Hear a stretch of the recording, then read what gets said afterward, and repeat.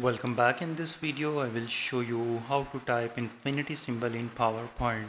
For this you need to click on the insert and click on the text box. Here is the text box and draw a text box over here. And now go to the insert and click on the equations and click on the insert new equations and head to the symbols group and drop down this menu and click on this arrow and click on the basic math, and now find here, and here it is.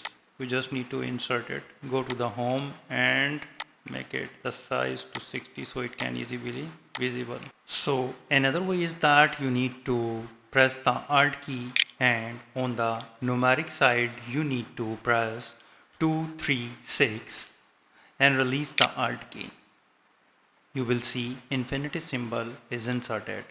Another way is that you need to click this alt plus button all together. So you will see an equation editor box will be open up. Type the backslash and type INFTY and hit the spacebar. It will instantly convert to the infinity symbol. So with these way you can easily type infinity symbol in PowerPoint. If you think this video is helpful, please support my channel. Thanks for watching.